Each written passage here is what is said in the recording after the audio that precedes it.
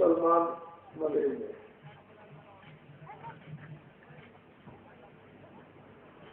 हर कौमों में, हर जातियों में, और जब हिंदू मुसलमान सिख ईसाइयों के यहाँ माँ के पेट से जब बच्चे पैदा होते हैं तो वो कुछ लेकर नहीं आते, न वो कुछ पहचानते हैं, न वो कुछ सुनते हैं, न वो कुछ समझ सकते हैं। न उनके पास उर्दू है, न उनके पास हिंदी है, न वो शादी विवाह करके आते हैं, न कोई मकान लेके आते हैं, और न कोई काम काज। जब बच्चे पैदा होते हैं तो मुसलमानों के यहाँ रोते हैं, हिंदुओं के यहाँ भी रोते हैं। मुसलमानों को भी अपने अक्ल से सोचना चाहिए कि मेरी औलाद जो बच्चे और बच्चियां पैदा हुई है वो कुछ लेके नहीं आए। हिंदुओं को भी ये सोचना चाहिए कि हमारे घर में बेटे और बेटियां पैदा होते हैं वो कुछ लेकर नहीं आते। रोते क्यों हैं? उनको दर्द है। क्यों रोते हैं? बच्चे को पीड़ा है। क्या तुम ये कभी पूछ सकते हो कि क्यों रोते हो? क्या वो तुमको बता सकता है कि मैं इसलिए रोता हूँ? उसको दर्द है, उसको पीड़ा है, तकलीफ है, उसको धीरे धीरे बच्चा बड़ा होता है, धीरे धीरे उसकी बुद्धि और अकल जागती है। जो जो धीरे धीरे धीरे धीरे जल, पृथ्वी, अग्नि, वायु, आकाश, ये पांचों पर धीरे धीरे बुद्धि खुलती है, अकल जागती है। फिर आप पहचान कराते हो ये तुम्हारा पिता है, ये तुम्हारा बाप है, ये तुम्हारी बहन है, ये तुम्हारी माँ है। हिंदुओं के यहाँ हिंदी पढ़ाते, ईसाइयों के यहाँ अंग्रेजी पढ़ाते, और लोग हैं उनके यहाँ अपनी अपनी भाषा शुरू कर देते। लेकिन हमको वो बात हमेशा ध्यान में और अक्ल में रखनी चाहिए कि जब बच्चा पैदा हुआ, अब बीच में जो कुछ भी आप ये देखते हो ये सब उस माया की छाया है। और ये भी देखते हो ये जिसमें ये मनुष्य शरीर है, ये बेशकीमती अनमोल है। ये नर नारी बच्चे बच्चियों को दोबारा नहीं मिलेगा। चाहे तुम रामायण समझो न समझो, गीता को समझो न समझो, वेदों को समझो न समझो, कुरान को समझो न समझो, हदीस को समझो न समझो, मसीहों की बात को मत समझो, महात्माओं की बातों को आप उनके उपदेशों को मत समझो। लेकिन बात यह है कि मनुष्य शरीर ये जिसमें बहुत अच्छे कामों से मुसलमानों ने बहुत खैरात की और गरीब दुखियों हकीमों को अपनी हक हलाल की कमाई में से कुछ खैरात किया होगा। इसी तरह से हिंदुओं ये जो अनमोल मनुष्य शरीर नारी बच्चे बच्चियों को मिला, इसने बहुत जन्मों से पुण्य कमाए, बड़ी सेवाएं की। भूखों को आपने भोजन दिया, प्यासों को पानी दिया, जो बीमार थे उनको दवा दी, बड़े बड़े कष्ट सहे। उन कष्टों इससे मिला है कि ये मेहराब है, ये एक सज्जा है, ये मस्जिद है, ये जिस्मानी एक मस्जिद उस खुदा ने खुद बनाई, इंसान कोई नहीं बना सकता, उसने अपनी कारीगरी से। तो आज मौत के पहले, मरने से पहले तुम्हारी जीवात्मा, तुम्हारी रूह, मुसलमानों की रूह नजात पाती, हिंदुओं की जीवात्मा स्वर्ग पा जाती, तुमको वैकुंठ मिलता, स्वर्ग मिल जाता, मुक्ति मिलती, मोक्ष मिल जाती, अरे तुम जन्म मरण से छुटकारा पा जाते। लेकिन हम लोग ये मनुष्य अनमोल ये जिस्म बेशकीमती पाकर के दिन में काम करते हैं, और ये भी नहीं मालूम कि शरीर से क्या अच्छा काम और क्या बुरा। हम ये भी नहीं समझते हैं कि गुनाह क्या है, हम ये भी नहीं समझते हैं कि पाप क्या है, हमको ये भी नहीं मालूम है कि मनुष्य धर्म क्या है। हम ये भी नहीं जानते हैं कि इंसानी मजहब क्या है। अब फकीरों की, सच्चे फकीरों की मुसलमानों को जरूरत है। अरे हिंदुओं, सच्चे महात्मा की जरूरत हिंदुओं को है। अगर सच्चे महात्मा हिंदुओं को मिल गए तो रास्ता मिल जाएगा, मनुष्य धर्म आ जाएगा। ये जीवात्मा मनुष्य शरीर में जाग जाएगी। मुसलमानों को सच्चे फकीर, उस खुदा के दीदार करने वाले सच्चे आतिफ अगर मिल गए तो आपको रास्ता मिल जाएगा। फिर ये रूह पास हो जाएगी, दिल दिमाग साफ हो जाएगा, यह जीवात्मा मन बुद्धि निर्मल हो जाएगी, यह अंतःकरण आपका शुद्ध हो जाएगा। और जब ये पाक साफ हो जाएगी तो वो कोई खुदा तो गंदा है नहीं, भगवान तो कोई मैला है नहीं, वो तो बहुत ही सच और बहुत ही पाक साफ सफेद है। मुसलमानों अगर पाक साफ तो नहीं हुए तो साफ है, उसको कह दें तुम्हारी तो आंख है ही नहीं, तुम्हारी आंख बंद हो गई, इधर से दिखाई नहीं देगा। वो आंख अगर बंद हो गई तो कैसे दीदार होगा, उसका साक्षात्कार भगवान का दर्शन कैसे होगा। तो हिंदू भी भूल गए और मुसलमान भी भूल गए, हिंदू भी धर्म भूले, मुसलमान भी मजहब भूल गए, सत्यता को हिंद क्या है सब। इसलिए मैं तुम्हें ऐसी चीज सुनाऊंगा जो आपने अभी शास्त्रों में आपने पहले कभी नहीं पाई। देखो मुसलमानों, पहले तो तुम अपना पैगाम सुन लो। मेरी तरफ देखो अच्छी तरह से। तुम भी एक इंसान हो, ये भी एक आदमी बैठे हुए हैं, मैं भी एक हूं। मुझमें आदमी में फर्क तो कुछ नहीं। जिन मसालों से, जिन तत्वों से आपको ये जिस्म मनुष्य शरीर मिला, वही मसाला वही तत्व मुझे भी मिले। अरे तुम्हारे अंदर भी रूह है, हमारे अंदर भी रूह, तुम्हारे अंदर भी जीवात्मा, हमारे अंदर भी जीवात्मा। इंसान एक जगह एक कतरा, उसका हुक्म ऊपर से आ रहा है कि हिंदुस्तान के छोटे बड़े अमीर गरीब सब मुसलमानों को कह दो कि तुमने जो अपना ईमान काफिरों और जुल्मियों और गुनहगारों को जो भेज दिया है, तुम्हारी इबादत कबूल नहीं हो रही। आए हिंदुस्तान के मुसलमानों, जो तुमने अपना ईमान भेज दिया है गुनहगार काफिरों को, जुल्मियों को, तुमको मालूम है कि ईमान भेजकर उनका जुल्म तुमने अपने ऊपर में लाद दिया, अपने ऊपर में चढ़ा दिया। गुनहगार को तुमने अपना ईमान दे दिया, तुम्हारे ऊपर गुनाह आ गए। इन मुसलमानों को ये कह दो कि तुम्हारी इबादत कबूल नहीं हो रही, कि तुम्हारा वक्त जाया हो रहा। इन्हीं जामे पर वो खुदा खुद आकर के वो बोलता है और उन्हीं जामे के द्वारा बुलवाता है। तो मुसलमानों, खुदा का हुक्म हुआ है कि अपने अपने ईमानों को वापस लाओ। जिन मौलवी और मुल्लों ने, जिनको यहाँ रखा गया था, जिनको जिम्मेदारी दी गई थी कि मुल्ले और मौलवी हिंदुस्तान के उन मुसलमानों के ईमानों की हिफाजत बराबर करते रहेंगे, इनके ईमानों को बिकने नहीं देंगे, इनमें से बह जाने नहीं देंगे, इनको रहम और ईमान से सच्चे मुसलमान बनाए रहेंगे। लेकिन उन मुल्लों और मौलवियों ने इनके ईमानों की हिफाजत नहीं कर पाई। तो खुदा का ऊपर से हुक्म हो रहा कि उनको भी सख्त सजा मिलेगी और आपको भी सख्त सजा दी जाएगी। सारे मुसलमानों, तुम अपने ईमानों को वापस लाकर, अपने रहम को लाकर और फिर से इबादत करना शुरू करो और मांगो।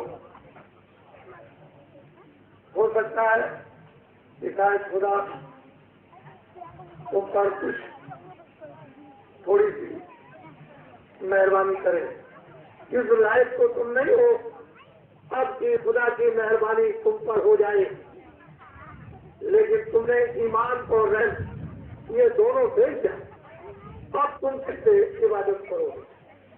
था कि तुमको इबादत करनी है, जहाँ पे रूह आई है वहाँ तुमको पहुँचाना है, लेकिन तुमने उन कलामों को, उन शब्दों को छोड़ दिया, भूल गए। ये जिस्म किराए का मकान है, समय पूरा होते ही मकान मालिक, चाहे हिंदू हो चाहे मुसलमान हो, इस जिस्म से अपना डाल देंगे और बाहर ले जाएंगे, मुसलमान को दफना देंगे, हिंदू नगरियों का रख करके जलाएंगे। आपने सामान इकट्ठा किया, बाग बगीचे, मकान, घर का सामान, जानवर, सोना और चांदी, ये तो जिस्म जमीन पर गिरते ही जब रूह निकलेगी तो जमीन पर गिर जाएगा कभी। तो ये कार है, और तुम्हारा जिस्म मनु शरीर जला दिया जाएगा और इसको गाड़ दिया जाएगा। तुम्हारी रूह, तुम्हारी जीवात्मा वहां तख्त पर खड़ी की जाएगी और वहां तुम्हारा इंसाफ होगा। जब इंसाफ होगा तो पूछा जाएगा कि तुमने जमीन पर वहां किताबें लिखी थी, उसमें अच्छा और बुरा बताया था, तो तुमने गलत क्यों नहीं समझा? बुरे को मत करते, अच्छा काम करते। अरे पाप कर्म नहीं करते तो पुण्य कर्म करते। इसके छुड़ाने के लिए महात्मा फकीर हमेशा बराबर आते रहते हैं, लेकिन तुमको ये ख्याल और ध्यान है कि फकीर क्या देते हैं, महात्मा क्या देते हैं? कुछ फिर वो इंसाफ करेगा कि तुमने जमीन पर रह करके इतने गुनाह किए हैं, जाओ फरिश्तों, इनको ले जाओ उर्दोजक में, इनको जाकर के काटो। तो आप वहां ले जाकर काटे जाओगे, वहां कोई तुम्हारी सुनेगा, तुम चिल्लाओगे, रोगे, लाखों लाखों मीलों तक तुम्हारे रोने की आवाज आएगी और फिर वहां कोई तुमको बचाने नहीं जाएगा।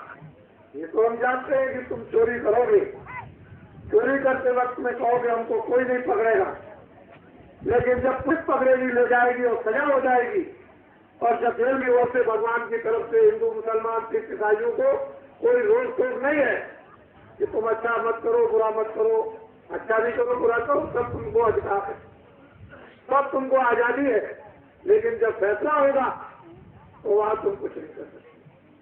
तो इसलिए ऊपर से हुक्म हो रहा है कि मुसलमानों से कहो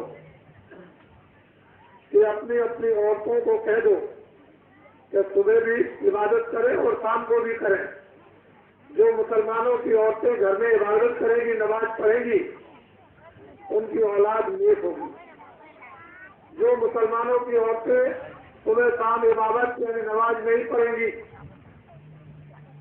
उनकी औलाद नेक नहीं होगी। ऐसे ही हिंदुओं से मंदिर ये इसलिए हिंदू बने, तुम एक दूसरे के दुखों को समझोगे, तुमने भी पूजा करना छोड़ दिया, दया करना छोड़ दिया, सच बोलना छोड़ दिया। अब तुम लगे हुए हो पेट भरने के लिए। ऐ मुसलमानों, खुदा का हुक्म हो रहा है कि जिन मुसलमानों ने रोजी रोटी के लिए अपने ईमान और रहने को नहीं किया, उन फिर से तुम पूजा करो, जिससे कि तुम्हारी पूजा भगवान स्वीकार कर दे और तुमको पूजा का पुण्य दे, तुमको पूजा का फल दे, तुमको पूजा का सुख दे, तुमको पूजा की शांति दे, तुमको इबादत का सुकून दे। तुम ये काम करो, तुम शरीर से निरोगी रहे। इस काफले की ये 10,000 किलोमीटर और 10 सातों का और 90 दिन की ये परिक्रमा यात्रा है। इस काफले की 90 दिन कम नहीं होते हैं, 90 दिन 3 महीने होते हैं और 10,000 किलोमीटर कम नहीं होता। प्रभु ने हरा करके रख दिया और तुम अच्छे काम करो तो तुम्हारी अच्छी किस्मत और बन जाए, अच्छे काम करो अच्छी प्राप्त बन जाए। तुम ऐसा काम क्यों, ऐसा अच्छा काम, ये काम, तुम पवित्र काम क्यों करना, ऐसा क्यों नहीं करते हो कि तुम धनीमानी हो जाओ, तुम निरोगी हो जाओ, तुम स्वस्थ हो जाओ, तुम संपन्न हो जाओ, तुम भरपूर हो जाओ, तुम्हारा नाम हो जाए, तुम्हारी कीर्ति हो जाए। ऐसे देकर के अमीर नहीं बनोगे, इससे सुख नहीं होगा। किसी के मकान में चोरी करोगे, जबरदस्ती करोगे, उसके मकान से सामान उठाओगे, घर में ले आओगे तो आग लग जाएगी। तुम नहीं जानते हो कि घर का भी सामान चला जाएगा, तुमको ये भी मालूम कि ये मेष या ये बट है, ये अच्छा है ये बुरा है। इसलिए दूध और रक्त, खून और दूध अलग अलग होता है। खून को नहीं पिया जाता, दूध को पिया जाता है। तो ये दूसरे की जो संपत्ति और दौलत को सोचते हो जो मेरी भी जाए, कुछ अच्छे काम करो। तुम अगर भगवान का भजन करो तो फिर तुमको ये सब चीजें क्यों न मिले। तुम खुदा की इबादत करो, ये सब चीजें मिल जाए, लेकिन तुम इबादत तो करते नहीं हो, तुम भगवान का भजन नहीं करते हो, रो रहे चिल्ला रहे।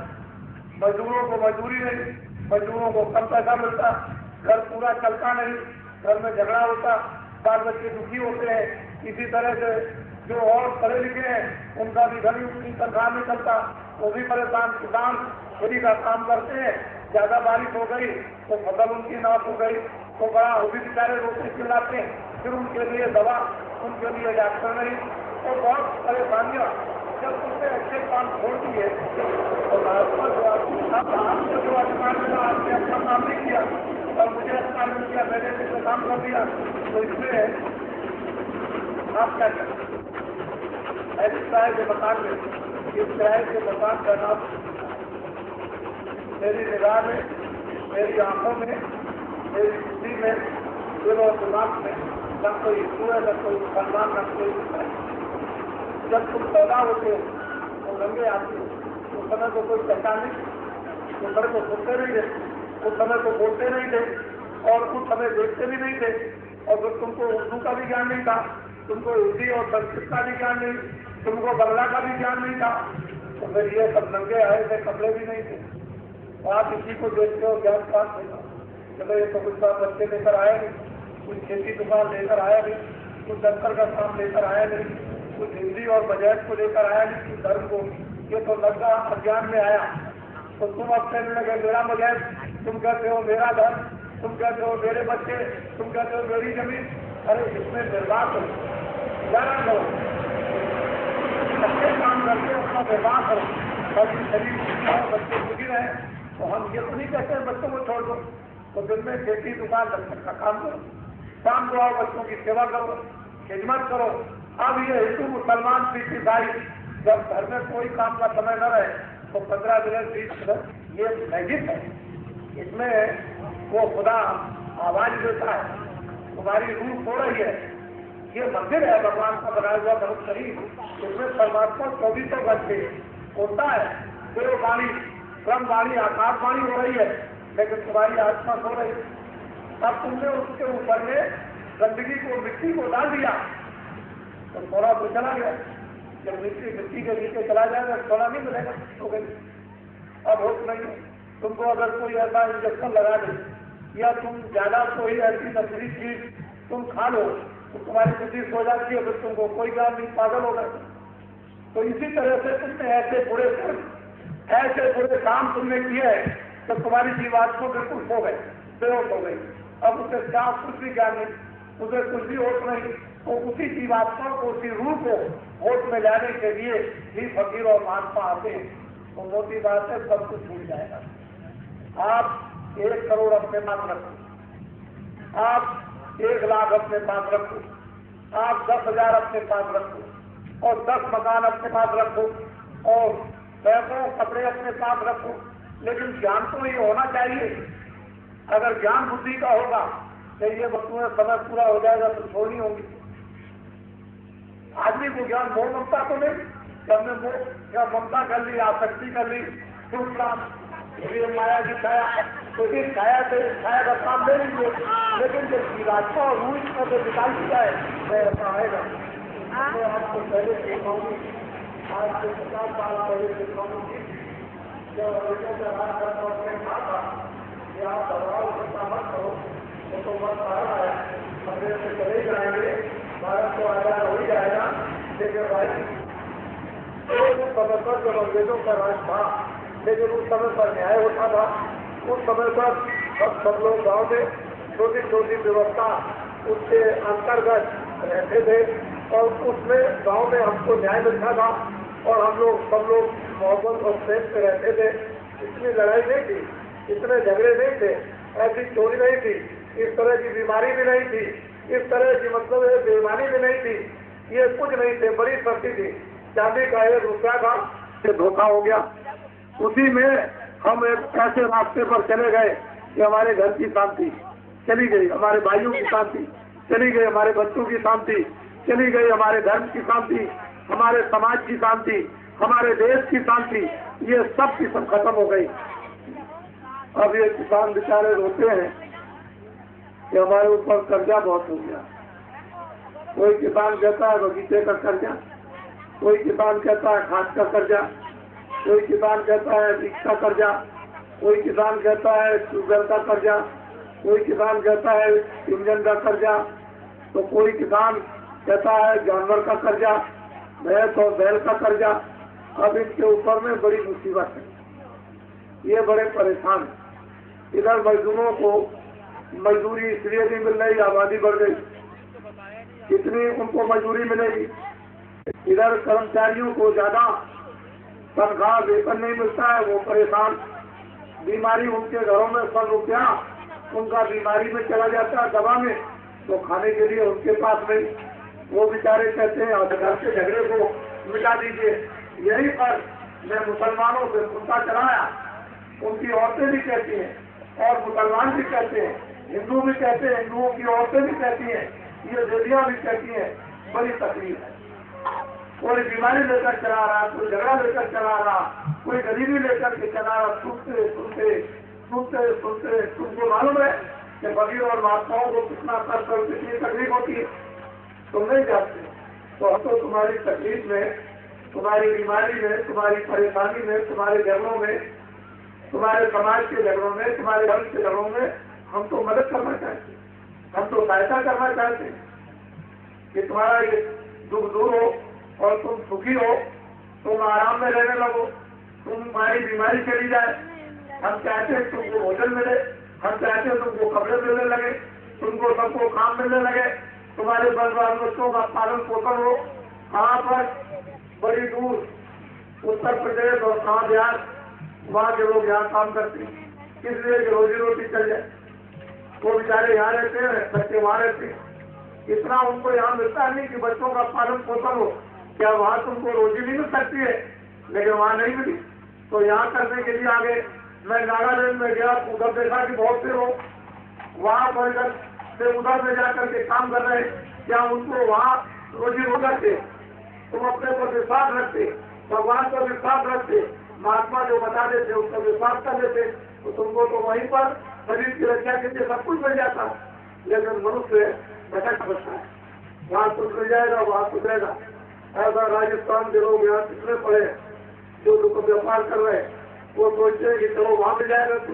तो इस तरह से दूर दूर अपने घर को, बच्चों को छोड़कर कोई कहीं पढ़ा, कोई कहीं पढ़ा है। लेकिन हमारे ऋषियों मुनियों की चिंता, हमारे ऋषियों मुनियों की एक व्यवस्था घर गृहस्थी की ऐसी थी कि जहाँ भी तुम काम, यहाँ बड़े बड़े झगड़े, में बड़े बड़े झगड़े, बड़ी लड़ाई। लेकिन जब ये पता चला कि यहाँ बच्चों द्वारा कोई लड़ाई, कोई झगड़ा नहीं, कोई लड़ाई, कोई झगड़ा नहीं, तो ये आसान है। अब तो सरकार बदल गई, एक नई सरकार आई है।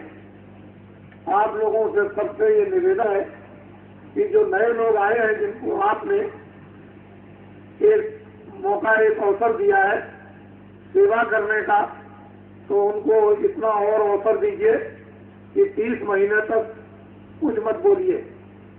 30 महीने तक उनको, नए लोगों को, जो नए बच्चे आए, कुछ सोचने दीजिए, कुछ देखने दीजिए, कुछ कागज देखने दीजिए, कुछ जगह देखने दीजिए, कुछ विचार करने दीजिए। तो 30 महीने के बाद फिर कुछ, जब वो इतने दिन में सोच साच लेंगे, समझ लेंगे, देख लेंगे, तो फिर आपका कुछ काम करना शुरू करेंगे।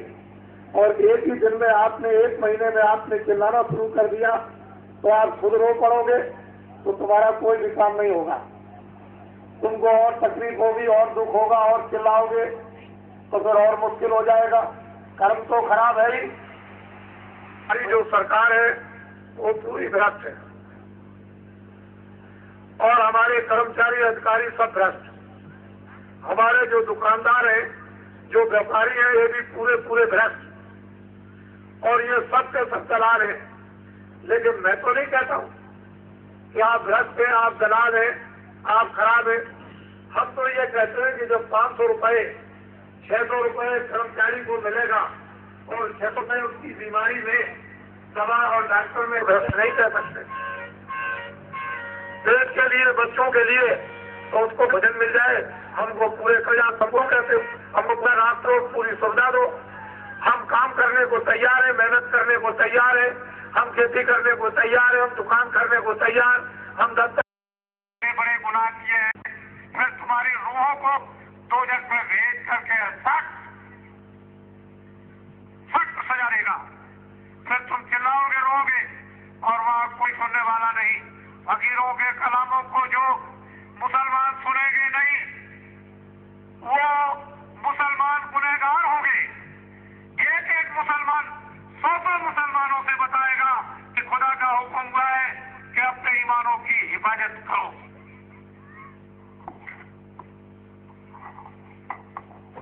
बेशकीमती रूहानी तकरीर आपके बीच में पेश करके हिंदुस्तान दोनों मुसलमानों, ये कलाम है, ये वक्त बेशकीमती है, दोबारा फिर नहीं मिलेगा। दौड़ के आओ, पैगाम को सुनो, ये हकीकत है। जब तुम सुनोगे, गौर से अपनी अकल से काम लोगे, तभी कुछ काम बनेगा। ये पैगाम है, दौड़ करके जल्दी से आओ, नहीं पीछे अफसोस करोगे। दोनों मुसलमानों, कलामों को सुनो। हाय मुसलमानों, मुझे देखो, मैं इंसान हूं, तुम्हारी तरह से मैं इंसान हूं। ऊपर से आवाज आ रही है, ऊपर से आवाज आ रही है। खुदा का हुक्म हुआ है कि हिंदुस्तान के मुसलमानों को ये बता दो कि मुसलमानों ने अपना अपना ईमान बेच दिया है। बेचे हुए ईमान से खुदा की इबादत कबूल नहीं हो रही है। ये सारा वक्त तुम्हारा इबादत के वक्त जाया हो रहा है। आए मुसलमानों, किस रोजी रोटी के लिए तुमने अपने ईमान को बेच दिया और खुदा का यकीन तुमने छोड़ दिया। खुदा तुमको सख्त सजा देगा। आए मुसलमानों, गौर से सुनो। जिन मुल्लों और मौलवियों को छोड़ा गया था, क्या मुसलमानों के ईमानों की हिफाजत करेंगे और उनमें रहम लाएंगे? उन मुल्ले और मौलवियों ने अपने अपने काम को, अपने फर्ज को पूरा नहीं किया और मुसलमानों का ईमान चला गया। खुदा का हुक्म है ऊपर से कि मुसलमानों को बता दो कि मौलवी और मुल्लों को सख्त सजा दी जाएगी। आए मुसलमानों, तुम अपने ईमान को फिर वापस लाओ और ईमान को लाकर इबादत के वक्त 1 लाख बार गुनाहों की माफी खुदा के दरबार में मांगो। हो सकता है कि शायद खुदा तुम पर मेहरबान हो, वरना ये जिसमें ये किराए का मकान ये चंद वक्त के लिए मिला है, समय पूरा होते ही मकान मालिक इस जिस्म से तुम्हारी रूह को निकालकर अलग कर देगा और तुम्हारे जिस्म पर कपड़ा डालते ही नफरत हो जाएगी। इसको उठा करके जला देंगे, काट देंगे और वहां ले जाकर तख्त पर खड़ा करेंगे। फिर वो पूछेगा कि जमीन पर तुमने क्या क्या गुनाह किए हैं। क्या फकीरों ने, मोहम्मद साहब ने, कुरान ने तुमको ये बताया नहीं कि ये अच्छे काम, ये बुरे काम है? फिर तुमने अपनी रूह को, अपने दिल और दिमाग को पाक साफ क्यों नहीं किया? पाक साफ करके क्यों इबादत नहीं की? तुमने ये गुनाह किए हैं, तुम्हारी रूह को 2 जग में भेजा जाता है। फिर कौन बचाएगा? और मोहम्मद साहब तुम्हारी तरफ से कोई गवाही नहीं देंगे। इसलिए हुक्म हुआ है, खुदा का हुक्म हुआ है कि मुसलमानों से कह दो कि एक एक मुसलमान 100 मुसलमानों को बताएगा कि मुसलमानों की फिर से हिफाजत करो और सच्चे ईमान को लाकर, रहम को लाकर फिर सच्ची इबादत खुदा की करो, तब जाकर काम होगा। वरना पीछे तुमको सबको अफसोस करना होगा और वहां सख्त से सख्त सजाएं दी जाती है। तुमको अभी पता नहीं है कि वहां कौन कौन सी सजाएं दी जाती है और सजाओं के नाम क्या है। इसलिए मैं ये पैगाम सुनाकर, मैं भी एक जिस्म में रहता हूँ, मैं कोई फकीर नहीं हूँ, मैं तो एक खिदमतदार हूँ। आए हिंदुओं मुसलमानों सब मिल करके रहो, मोहब्बत और प्यार का जगा जाए, मोहब्बत और प्यार से रहो और एक दूसरे के काम आओ। ये धरती न हिंदुओं की है और न ये जमीन मुसलमानों की है। अपना अपना वक्त पूरा करो सराय में और वक्त पूरा करके यहाँ से चल दो। वो मुसलमान अकलमंद और होशियार है जो पाक साफ रहकर और खुदा की इबादत कर खुदा का दीदार करते हैं। वो मुसलमान वो नालायक है जो पाक साफ रह करके खुदा की इबादत नहीं करते हैं और खुदा का दीदार नहीं करते हैं। रोजी रोटी के लिए ईमान बेचकर खुदा का यकीन खो दिया, उन मुसलमानों को सख्त सजा मिलेगी। आए मुसलमानों, जिन मौलवी और मुल्लों ने, जिनको छोड़ा गया था कि मुसलमानों के ईमानों की हिफाजत करना, उन मुल्ले और मौलवियों ने मुसलमानों के ईमानों की हिफाजत नहीं की। खुदा का हुक्म हुआ है कि मौलवियों को और मुल्लों को भी सख्त सजा दी जाएगी। इसलिए मुसलमानों, खुदा का हुक्म हुआ है कि अपने अपने ईमानों को वापस लाओ और इबादत के वक्त में 1,00,000 बार गुनाहों की माफी मांगो। हो सकता है कि शायद आप पर मेहरबान हो। ये जिस्म किराए का मकान है, जब तुम्हारी रूह निकाल कर अलग कर दी जाएगी तो ये जिस्म को उठा करके नफरत के साथ दफना दोगी और रूह को इंसाफ के तख्त पर खड़ा किया जाएगा। पूछा जाएगा कि तुमने कितने वहां गुनाह किए जमीन पर, तो फिर मोहम्मद साहब तुम्हारी तरफ से कोई गवाही नहीं देंगे और कुरानों के कलामों को तुमको बिल्कुल याद नहीं है, तुम कतई उसको भूल गए हो। इसलिए फिर से दोबारा अपने ईमानों को लाओ और उसको पाक साफ करो और फिर इबादत करो, तब तुम्हारी इबादत कबूल होगी। उस खुदा का हुक्म हुआ है कि मुसलमानों को कह दो कि एक एक मुसलमान 100 मुसलमानों को बताएगा कि मथुरा से एक बाबा है, उन्होंने ये कहा कि खुदा का हुक्म हुआ है कि मुसलमान अपने ईमानों की खुद हिफाजत करें, वरना आपको अफसोस करना होगा और कोई आपके काम नहीं आएगा।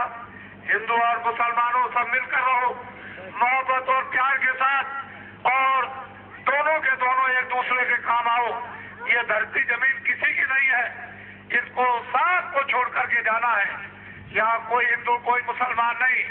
मुझको देखो, मैं न हिंदू न मुसलमान, न ईसाई और न सिख हूँ। मैं एक इंसान हूँ, एक मनुष्य हूँ। जो हकीकत है वो मैं तुमको इजहार कर रहा हूँ, तुम्हारे दर्द पेश कर रहा हूँ। अगर तुम इसको नहीं मानोगे तुमको इल्जाम लग जाएगा और तुम गुनहगार हो जाओगे। इसलिए तुम उसके लिए तैयारी करो कि इबादत के वक्त में सच्चे दिल से पाक साफ करके और फिर उसकी इबादत करो, तो खुदा शायद खुश हो, वरना नहीं। रूहों को निजात देने की एक तो इल्जाम लग जाएगा। आए मुसलमानों, तुम मेरी तरफ देखो, मैं भी एक इंसान हूँ। आए मुसलमानों, मैं भी एक इंसान हूँ। ऊपर से खुदा का हुक्म हो रहा, उस खुदा का हुक्म हुआ है कि मुसलमानों को ये कि जिन मुसलमानों ने अपने ईमान को बेच दिया है उन मुसलमानों की इबादत कबूल नहीं हो रही है। आपका वक्त सब इबादत के वक्त जाया हो रहा है। आए मुसलमानों,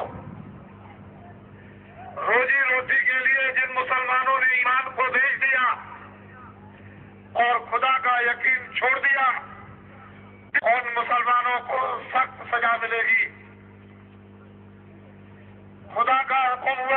को, मौलवी और मुल्लों को, जो मुसलमानों के ईमानों की हिफाजत के लिए छोड़ा गया था, उन मुल्लों ने और मौलवियों ने मुसलमानों के ईमानों को बरकरार नहीं रख पाया, न उनमें रहम रख पाया। खुदा का हुक्म हुआ है कि मौलवियों और मुल्लों को भी सख्त सजा दी जाएगी। आए मुसलमानों, तुम अपने अपने ईमानों की फिर से ईमानों को लाओ और ईमान लाकर इबादत के वक्त लाख लाख गुनाहों की माफी मांगो। हो सकता है कि शायद खुदा तुम पर मेहरबान हो। ये है बार बार नहीं मिलेगा। एक मरते उसने आपको ये दे दिया पाक साफ होने के लिए कि तुम इसमें अपने दिल दिमाग को पाक साफ, अपनी रूह को पाक साफ करो और परवरदिगार की इबादत करके उसका दीदार करो। लेकिन आए मुसलमानों, तुमने ये काम नहीं किया है कि तुम पाक साफ हो, तुम गंदे हो। इसलिए गुनाहों की तुम्हें माफी मांगना लाजमी है इबादत के वक्त में। और जो मुसलमान इबादत के वक्त में अपने गुनाहों की माफी नहीं मांगता है, वो ज्यादा गुनहगार होगा।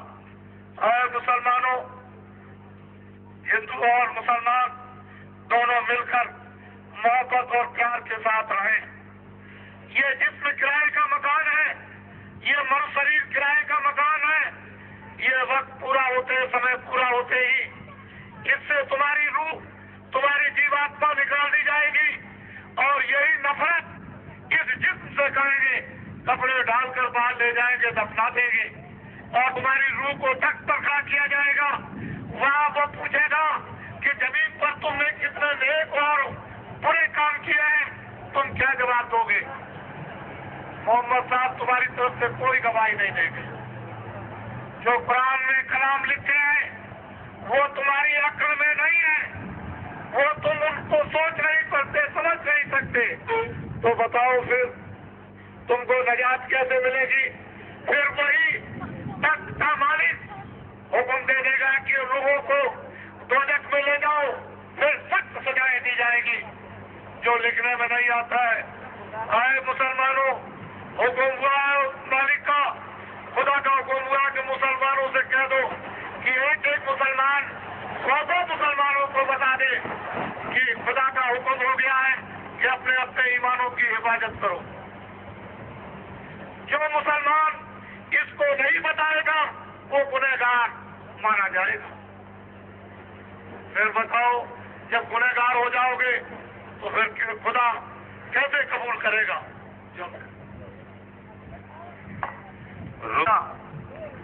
उन सब मुसलमानों को सख्त सजा मिलेगी। इन मुल्ले और मौलवियों को यह सोचा गया था कि मुसलमानों के ईमान की हिफाजत करना और इनमें रहम रखना। उन मुल्ले और मौलवियों ने मुसलमानों के ईमान की हिफाजत नहीं की। खुदा का हुक्म हुआ है तो उनको सख्त सजा मिलेगी। आए मुसलमानों, तुम फिर से अपने ईमान को लाओ और इबादत के वक्त 1 लाख बार गुनाहों की माफी मांगो, मेहरबान हो। आए मुसलमानों, ये जिस्म जो है किराए का है। वक्त पूरा होते ही मकान मालिक तुम्हारी रूह को इस जिस्म से निकाल बाहर करेगा और तुम्हारा जिस्म जमीन पर गिर जाएगा। इसको दफना देना। तुम्हारी रूह का इंसाफ होगा कि तुमने जमीन पर क्या क्या गुनाह किए हैं। तुम उस समय पर क्या कहोगे? मोहम्मद साहब तुम्हारी तरफ से गवाही नहीं देगी। जो कुरान में लिखे हैं कलाम, उनको भी तुम नहीं मानते, तो फिर गुनहगारों का दखल खुदा के दरबार में नहीं है। इसलिए फकीरों के कलामों को हमेशा गौर से सुनो और समझो। ये अक्ल जो दी है उससे काम लो। हिंदू और मुसलमानों, तुम दोनों मिलकर रहो। मोहब्बत और प्यार के अपना अपना वक्त पूरा होगा, यहाँ से चलोगे, ये जमी और बाग और बगीचे, ये औलाद और सामान, ये सब आपका बड़ा रहेगा, कोई आपकी मदद को फायदा नहीं करेगा। इसलिए हिंदुओं, तुम दिन में किसी दुकान दफ्तर का काम करो, शाम को बच्चों की सेवा करो, और जब कोई काम का समय न हो तो 15 मिनट 20 मिनट मनुस्मृति मंदिर में सच्चे भगवान का भजन। इस धन को तुम जमा कर लोगे, तुम्हारी आत्मा की रक्षा होगी। अगर तुमने इस धन को जमा नहीं किया तो ये जीवात्मा 84 नरकों में डाल दी जाएगी, और फिर ये सतयुग त्रेता द्वापर भी आपको समय नहीं मिलेगा। इसलिए मनुष्य अनमोल शरीर है, ये बार बार नहीं मिलता, भगवान के पाने के लिए आपको दिया गया। इस जीवात्मा को मुक्ति और मोक्ष के लिए दिया गया, इस जिस्म को नजात के लिए दिया गया। लेकिन तुम क्या कर रहे हो? दिल और दिमाग तुमने खराब कर लिया, फिर क्या होगा तुम्हारा? इसलिए एक एक मुसलमान, खुदा का हुक्म हुआ है कि 100 मुसलमानों को ये बता देगा कि हुक्म सरकार और हुजूर का हो गया कि मुसलमान अपने अपने ईमान की हिफाजत स्वयं खुद करें, सब कुछ काम होगा।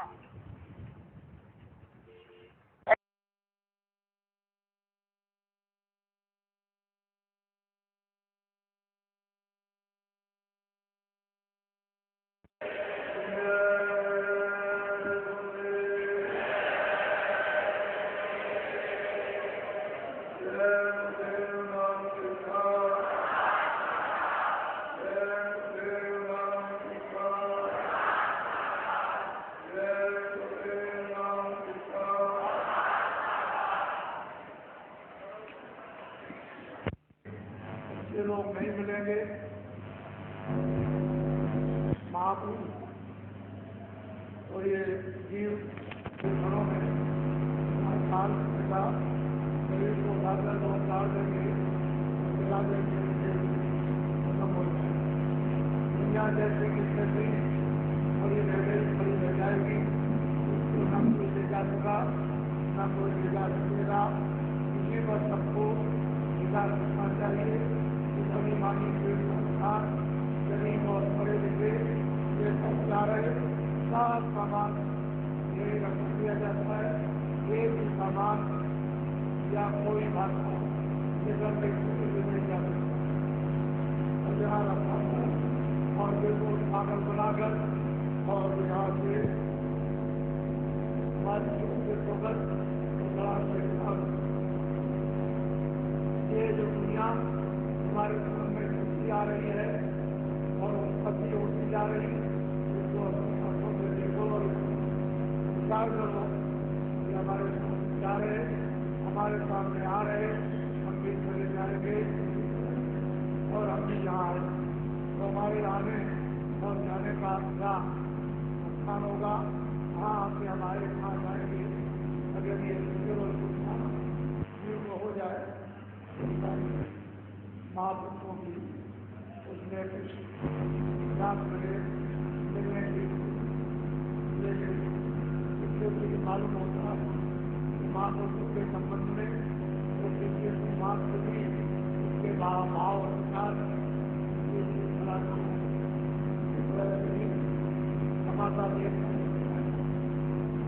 समाता तो खुद बन गया और समाते में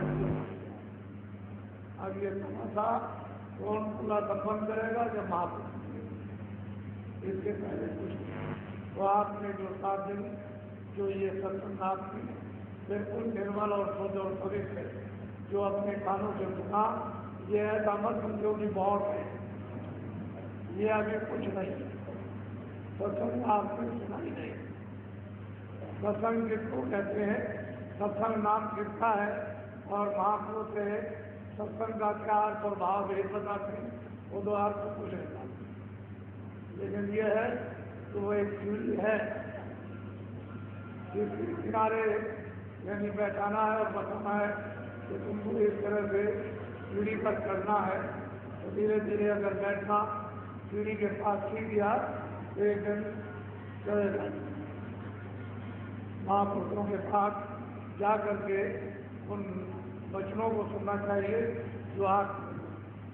जो कल्याणकारी है, जो जीवात्मा को जगाते हैं और जीवात्मा को जो रोकते हैं। अगर ऐसे वचनों को आप नहीं सुनेंगे तो फिर ये गंदगी को दूर कौन करेगा?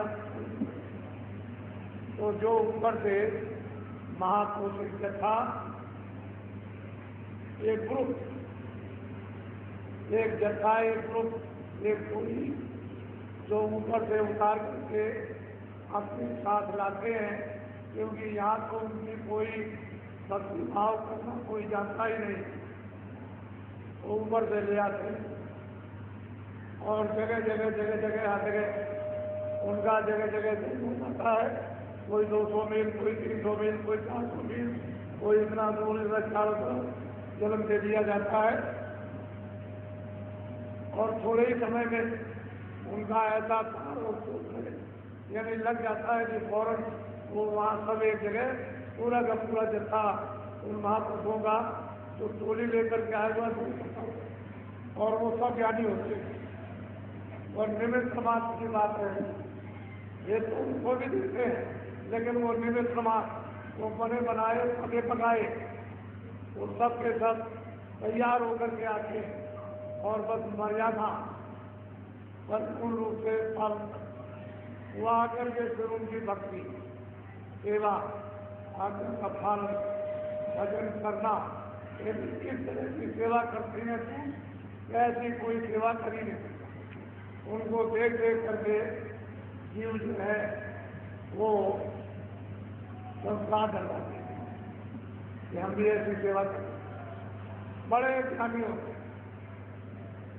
और पहुंचे हुए, लेकिन गुरु की आज्ञा के बगैर जरा सा भी कहीं सत्ता नहीं होता। पूरे होते हैं, उनमें कोई कमी नहीं होती है, वो पहुंचे हुए होते हैं, वो सब मंडलों में जाते और आते हैं, लेकिन गुरु के बगैर एक पत्ता नहीं। ऐसी आज्ञा का पालन करते हैं जैसे कि मतलब कि कोई ऐसी आज्ञा का पालन कर नहीं सकता। ऐसी जीवात्माएं जो उनके साथ पकी पकाई जाती है टोली और जत्थे के रूप में, वो संसार के जीवों के लिए वो दर्शन करते हैं। महापुरुष कुछ पूछते हैं, क्योंकि ये सब लोग बैठे रहते हैं, इनको तो ये पता नहीं है कि ये क्या है। उनको तो मालूम है कि ये है क्या, ये नहीं जानते। उनको सब मालूम है, क्योंकि वो तो पूरे ज्ञानी है, उनमें पूरी शक्ति है, लेकिन गुरु के बगैर, गुरु की मर्यादा के बगैर सच से मत नहीं होता। और ऐसा होता है कि लय हो तो पूछते और तरह तरह के प्रश्न, एक तरह के नहीं, ये काल क्या है, ये माया क्या है, ये जीव क्या है, ये मन क्या है, ये बुद्धि क्या है, ये चित्त क्या है, ये इंद्रियाँ क्या है, जीवों की गतियाँ क्या है, आसमान क्या है, ये जमीन क्या है, ये पानी अग्नि वायु क्या, सब तरह का प्रश्न करते उनसे इसके लिए जो नहीं जानते। क्योंकि जब वो आपको तो प्रश्न करना आता नहीं और वो पके पकाए उनको सब तरह का प्रश्न करना आता है, तो वो जीवों के हित के लिए वो स्वामी से प्रश्न करते हैं कि महाराज हमको जो हम पूछे वो हमको हमारी शंका, यानी उनकी कोई शंका नहीं, लेकिन ये जो बैठे हैं इनकी शंका, यानी हमारी शंका, इसको आप वो प्रश्न वो करते हैं, शंका आपकी है और जवाब देंगे तो आपकी शंका दूर हो जाएगी। उनके पास तो कोई शंका है ही नहीं, वो तो पके पकाए पूरे के पास लगे और एक सत्ता आज्ञा के बगैर मिलता है और उनको कोई जान ही नहीं सकता। उनको तो यही जानते हैं कि आप ये प्रेमी है, इनके बगैर, इनकी आज्ञा के बगैर दूसरा कोई काम नहीं करेंगे, इसको और कुछ भाषा नहीं, अच्छा नहीं लगता है, ऐसा मैंने कभी बस इतना तो जानेंगे, लेकिन उनकी पहुँच नहीं पड़ता। वो तो जरा भी इशारा भी भाव में बोल में चाल में भी पता नहीं चल सकता है ऐसे लोग यानी भक्ति करते हैं नीचे और पगे हुए खुले होते। तो आज मैं आपको बहुत विधि विधान से आपको समझाऊंगा और ये भक्तों का सच्चे भक्तों का प्रश्न है सब जीवों के हितों के लिए, ताकि सबका हित हो और सब जीव जागे और संस्थाएं सबकी खत्म हो जाए। तो बहुत प्यार से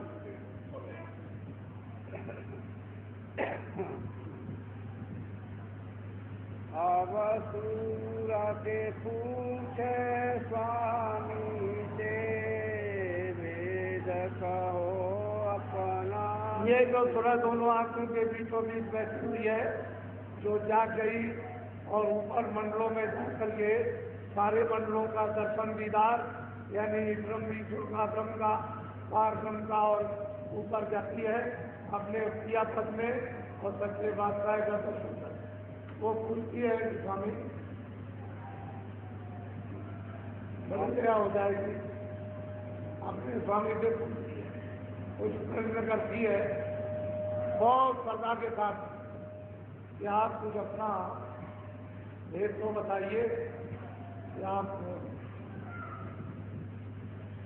है अपने स्वामी से पूछते हैं, हमने तो आपको अपना कर लिया, अपना बना लिया, आप हमारे हैं, हम आपको छोड़ नहीं सकते हैं और आप भी हमको नहीं छोड़ोगे।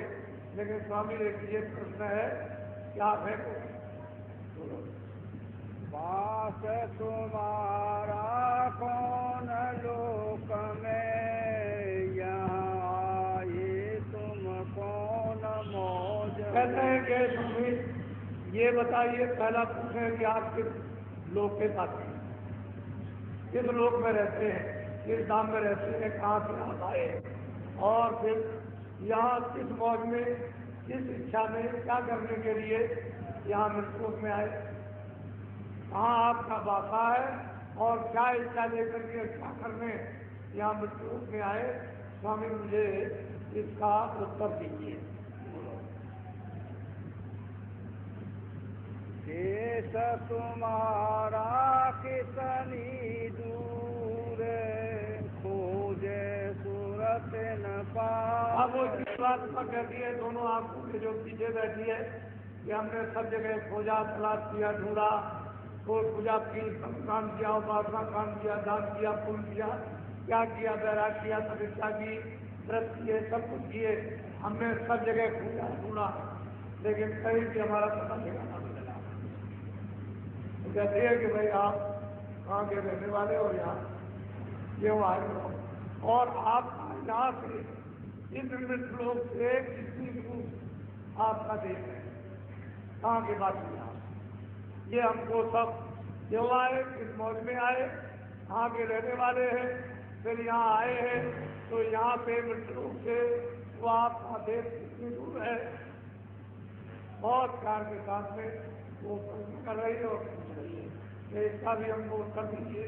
पहले तो वो सब कुछ किए रह रही है, बाद में बस सुन करके उसको उत्तर दे। बोलो मैं बिछड़ी तुमसे कहो कैसे, देश पराए आई जैसे। कहते हैं कि मन पराए देश यहाँ क्यों आई और मैं आपसे क्यों बिछुड़ गई, इसका भी मुझको सही सही उत्तर दीजिए।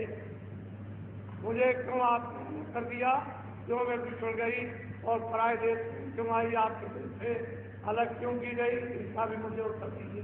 बोलो मेरा हाल भेन करेगा देश अपना मोह। और ऐसे नहीं, भिन्न भिन्न विधि विधान के साथ, यानी आप अपना मतलब ये मेरा भेद बताइए कि मैं कैसे आई, क्यों भेजी गई, क्यों यहाँ काल के देश में डाली गई और कर्मों में क्यों बर्बादी गई और फिर वहाँ से क्यों निकाली गई।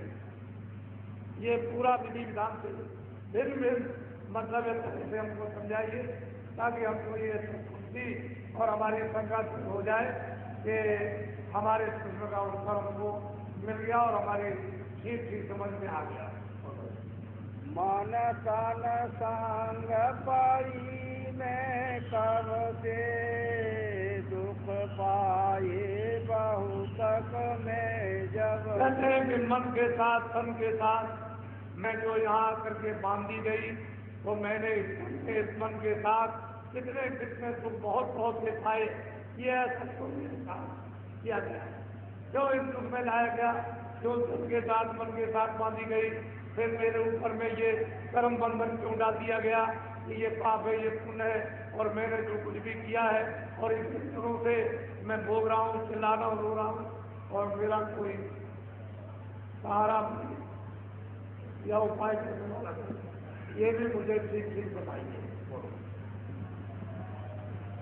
क्यों भूली मैं देश तुम्हारा आए पड़ी परदेश। अब वो जीवा कहते हैं कि स्वामी ये भी बताइए कि मैं आपका देश क्यों भूल गई, क्यों ऐसी जरूरत पड़ी कि मैं बिल्कुल ही देश को खो बैठी और प्रदेश को मैं अपना देश समझने लगी, अपना घर समझने लगी, यहाँ इनको अपना साथी समझने लगी, और फिर ये कि इनमें से हमारा कोई भी साथी नहीं रहा, सब किनारा भारत में कर गए, और मैं इतने दिनों से यहाँ चुनाती और नरकों में भोग रहा हूँ, रो रहा हूँ, चिल्ला रहा हूँ, तो मैं आपका देश क्यों भूल गई।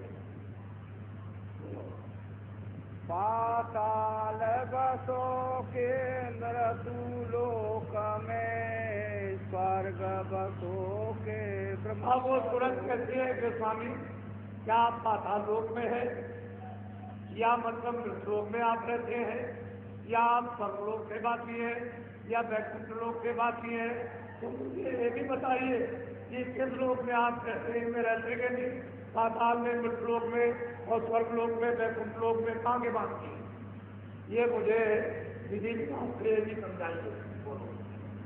इंद्रपुरी या शिव मुकाम में कृष्ण लोक या राम। कहते हैं कि वो इंद्रपुरी में या शिवपुरी में, यानी निरंजन भगवान के यहाँ आप रहते हैं, या कृष्ण लोक में रहते हैं, मतलब या प्रकृत लोक में रहते हैं, या पुरुष लोक में, किस लोक के आप वासी हैं, उसको अलग अलग विधि विधान से मुझे समझा दीजिए, तब मेरी श्रद्धा जाएगी। और आप अब मिल गए बताने के लिए, और यहाँ तुम आए हैं, तो ये मुझे सब तरतीब बात है। कृष्ण लोक या राम लोक में प्रकृति लोक या पुरुष। कृष्ण लोक या राम लोक या प्रकृति लोक या पुरुष लोक में क्या वो धाम के राम रहने वाले हैं जो यहाँ आए हैं, क्या जरूरत आपको यहाँ आकर के पड़ी, किसलिए आप आए।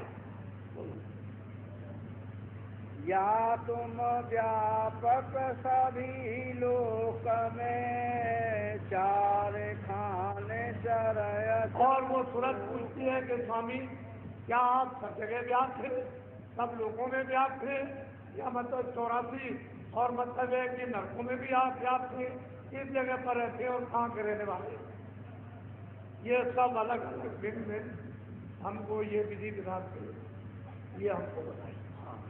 क्यों मोहे डाला काल लोक में अति भर माया हर्ष। और ये भी बताइए कि आपने मुझको काल के लोक में क्यों डाल दिया, क्यों फंसा दिया, मैं यहाँ अति भरम गया, मुझे पता ही नहीं है कि मैं कहाँ का हूँ, और जन्मता हूँ, मरता हूँ, अति दुखी होता हूँ, मेरे दुख को कोई सुनने वाला नहीं, और मैं चाहता हूँ 84 और नरकों में मुझे नाना प्रकार की यातनाएं दी जाती हैं, तो मुझे यहाँ काल के देश में आपने क्यों डाला।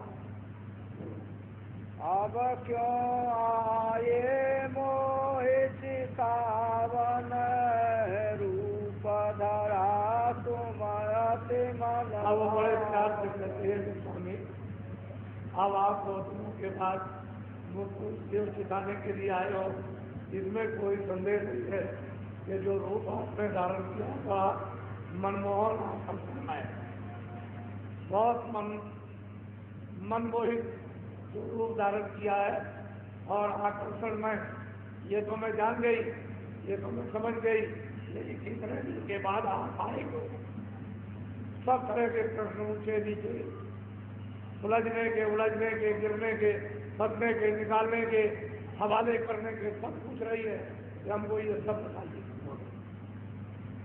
मैं दासी तुम चरण निहारे, वेद देव तुम और बहुत काल से कहते हैं कि दासी, मैं सेवक, मैं आपको छोड़ के जा नहीं सकता। मुझे ये सब भेद, जब मैं आपके चरणों में बैठ के चरण निहार रही हूँ तो मेरी ये संघा यानी आप दूर कर दीजिए और पूरा पूरा अपना जो भी वो वेद हो वो मुझे सुनाइए।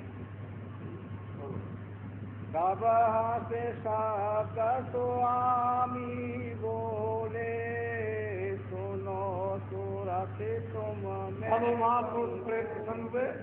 इस तरह के प्रश्न सुन करके एक ने प्रश्न किया है, उत्तर लेने के लिए तो बहुत प्रसन्न हुए। वो तो शब्द स्वामी है, वो तो सूरत शब्द रूप हो गई, तो बहुत प्रसन्न होकर के बोले और विधि विधान के साथ उनको उस सूरत को समझा रहे और उसके साथ में पूरा मजमा, पूरा समाज बैठ करके उसके मतलब एक उत्तर को साफ के साथ सुनेंगे और उसको भी और सबको, मतलब प्रश्न तो उसका नहीं था, सबका था और सबके प्रश्न का उत्तर उसके प्रश्न से सबको मिला। बोलो, जो तू पूछे भेद हमारा, कहूँ तभी अब कर दे। अगर तुम मेरा भेद पूछती है तो मैं अपना सभी भेद विस्तार के साथ मैं तुझको बताए देती हूँ, उसको तू ध्यान पूर्वक अच्छी तरह से अब मैं हूँ अगमय नाम अमाया, रहूँ मौज में अधर। महापुरुष कहते हैं मैं अगम अनाम अमाया, मैं मेरा कोई रूप नहीं, मेरा कोई नाम नहीं, मेरा कोई धाम नहीं, मैं इन सब से अलग रहता हूँ। अगम अनाम अमाया, माया से अलग हूँ। हमारे यहाँ में कोई माया है ना, वहाँ कोई काल है ना, वहाँ कोई कर्म है, किसी तरह की कोई गंदगी नहीं है, मैं वहाँ का रहने वाला हूँ। मेरा भेद न कोई पावे, मैं ही कहूँ तो कहन दे।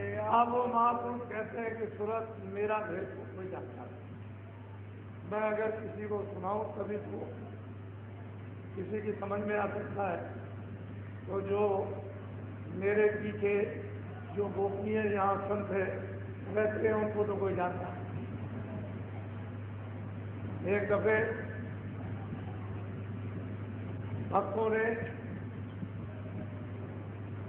अपने स्वामी से प्रश्न किया कि महाराज आप बार बार कभी गोपनीय संतों का जो विवरण करते हैं वो किस प्रकार के हैं। तो उन्होंने कहा कि चलो मेरे साथ, मैं तुमको ले चलो दिखा। तो गए, ले गए दूर कैसे, कह लगे देखो वो गोपनीय संत है, वो देखो हल चला रहे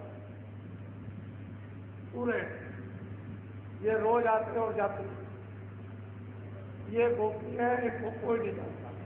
मैं तुमको इनका परिचय तुमको बता देता हूँ कि ये पूरे, और इनको मालूम है कि ये क्या है, हमको मालूम है कि ये क्या है, लेकिन इनका भेद कोई नहीं जानता।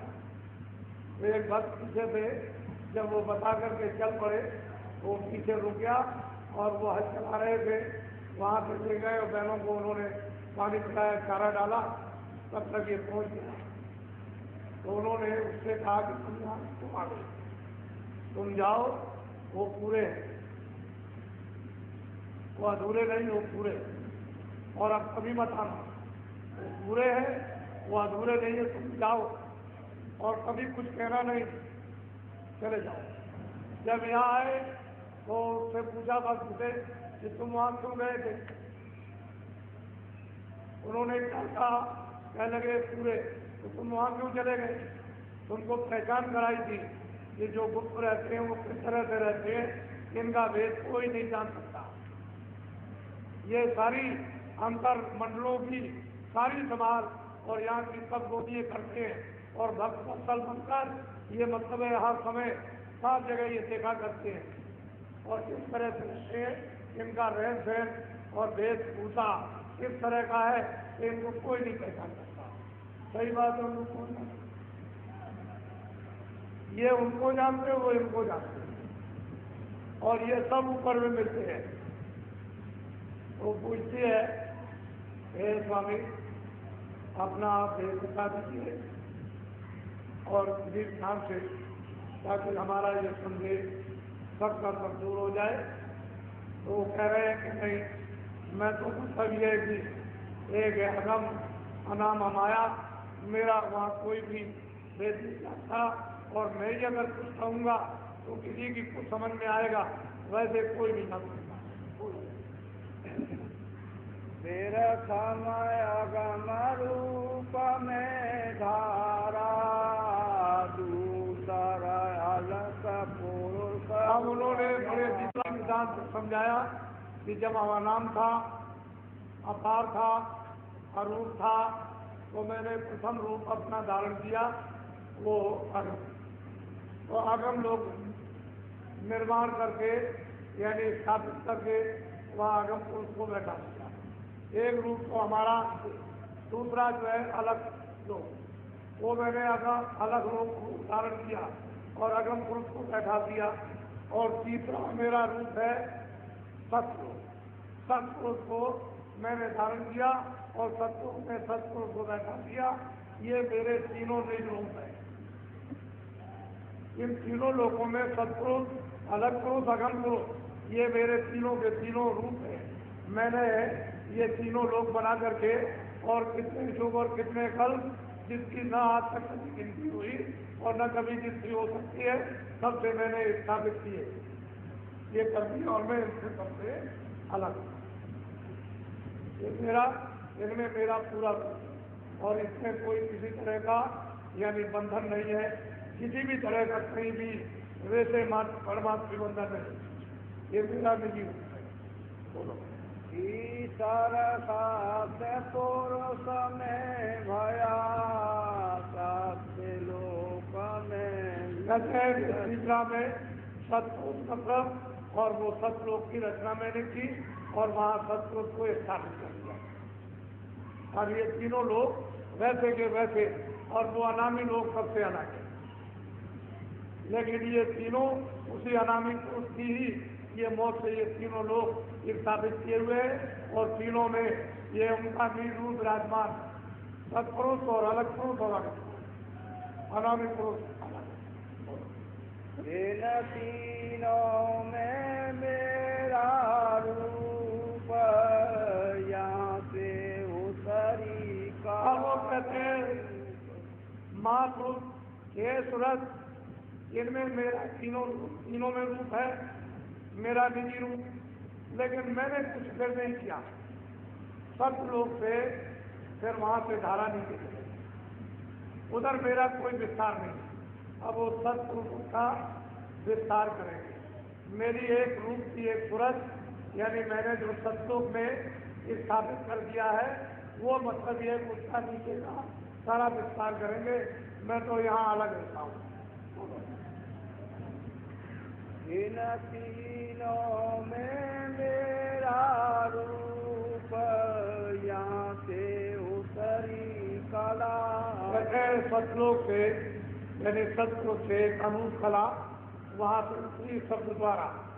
पहले शब्द जोड़ों का सतपुरुष के उस मुखारबिंद से निकला, और उसने न मालूम कितने यानी बेशुमार मंडल यानी बना दिए, आकाश बना दिए। और यही देखो साथ सब लोग में वो खजाखज सुरतें भरी हुई हैं, वहाँ एक सूरत को उतार देंगे सतपुरुष, और जगह जगह पर फिर स्थापित कर देंगे। तो पहले सब उधर से आया, उधर से धार सीधी चल करके आई, और यहाँ पर नीचे आकर के टिक गई, और खाली वो शब्द की धार जो है इस तरह से यानी चक्कर मार रही, ऐसे नाच रही। अब वो बहुत दिनों और मुद्दतों के बाद ये सारे के सारे आकाश बने रहेंगे उनके शब्द के द्वारा। फिर वो सूरत को दिखेंगे उसी पर, तो उसका ठेका बना देंगे। ये इसका ठेका, ये महाकाल का ठेका, ये पार्वन का ठेका, ये ब्रह्म का ठेका, ये निरंजन भगवान का ठेका, ये सब बना देंगे। और उस वक्त में कोई किसी को कुछ नहीं, बस इनको बैठाल कर और ये वहाँ बैठ करके उसी शब्द के उस ठेके पर, स्थान पर, और उस शब्द पर ध्यान करेंगे। एक लक्ष्य होकर के ध्यान करेंगे।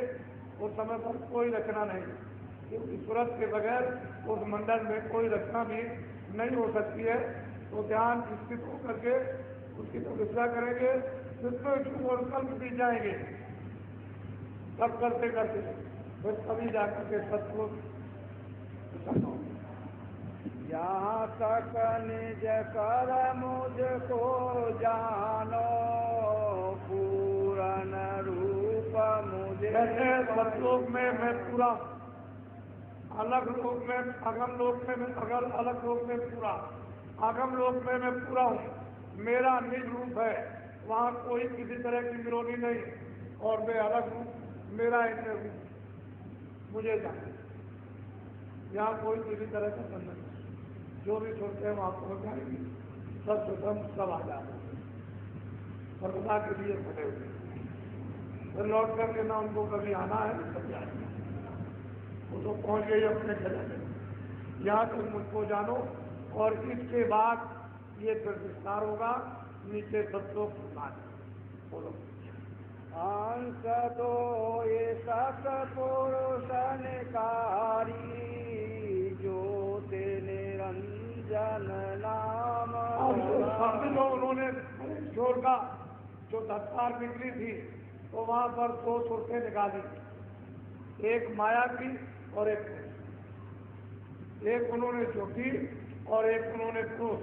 तो आज्ञा माँ शक्ति ज्योति हो गई और निरंजन भगवान पुरुष हो गए। इनको ऊपर से निकाल दिया और शब्द के द्वारा नीचे उतार दिया, क्योंकि शब्द नहीं होगा तो नीचे डोरी नहीं होगी, तो टिकेंगे कहाँ? टिकने की कोई जगह ही नहीं है। तो बस उसी डोरी पर उतार करके और सहज कमल में, और वहाँ एक ठेका बनाकर और नीचे आकर के चरण कमल रोक दिया, और दोनों को इनको उतारा। एक तो मतलब ये ज्योति रूप में, एक पुरुष रूप में, और सहजल कमल में आकर के बैठा दिया। दोनों आकर के अलग अलग रूप है, तो एक मायावी रूप, एक पुरुष का रूप। बोलो।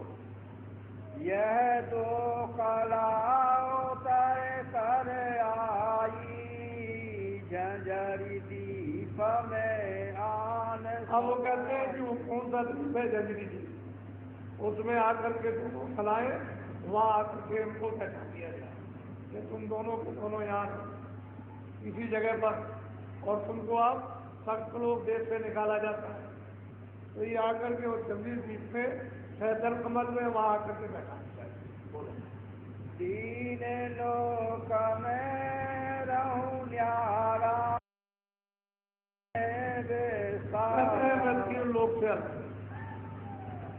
मैं ना मृतलोक में हूँ, ना मैं पाताल लोक में हूँ, ना मैं स्वर्ग वैकुंठ लोक में हूँ, ना मैं झंझरी लोक में हूँ, ना मैं ब्रह्मलोक में हूँ। मैं इन सब से परे रहता हूँ। वो बहुत प्यार से सूरत को समझा रहे, मैं इसमें किसी में नहीं रहता हूँ, सबसे अलग है मेरा देश। बोलो।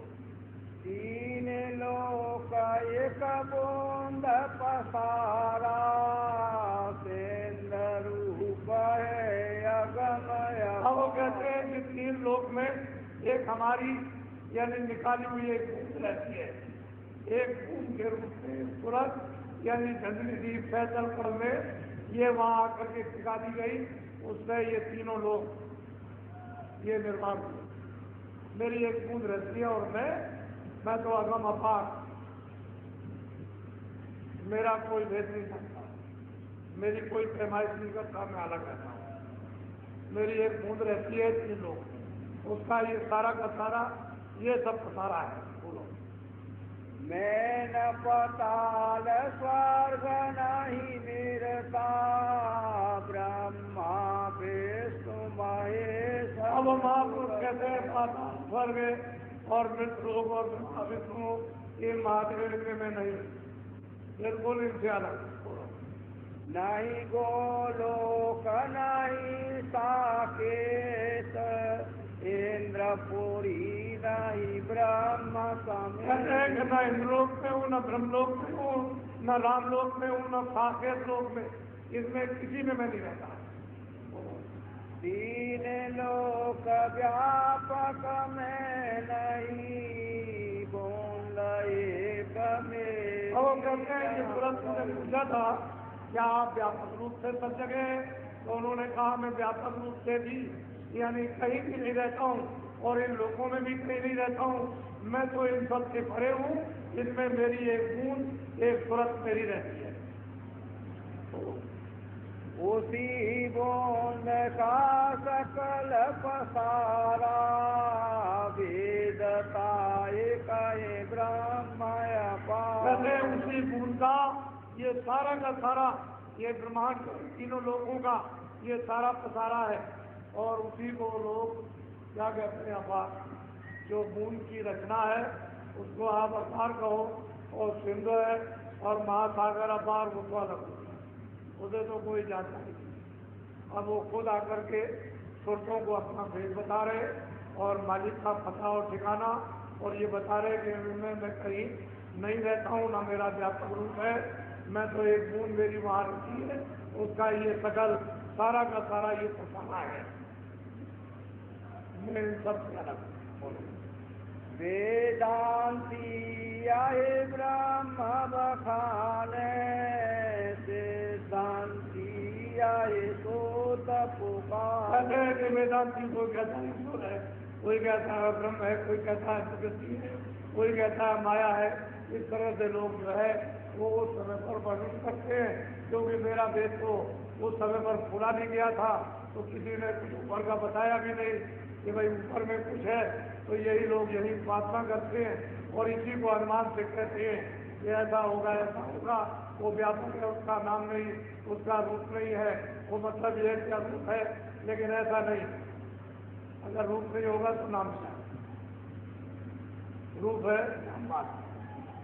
जब नाम है रूप है तो स्थान होना चाहिए, जब नाम रूप स्थान है तो उसकी आवाज होनी चाहिए, नहीं तो फिर कैसे निर्माण कैसे होगा, यानी रचना कैसे होगी? तो इसलिए आवाज क्यों, क्योंकि रचना करने में बोलेगा, और अगर हम लोग न बोले तो यहाँ कोई भी रचना इन कारखानों की और इन मकानों की सामान की नहीं हो सकती है। आवाज ही से तो ये सब रचना हुई, और आवाज के ऊपर ही तो आप काम करते हो, ये ऐसा काम करो, ऐसा काम करो, ऐसा काम करो, ये मशीन बनाओ और मशीन चलाओ, इसको ऐसा करो। तो इसलिए शब्द की ही सब जगह यहाँ वो शब्द गुप्त है, जड़ता में है, और वहाँ शब्द चेतन का है।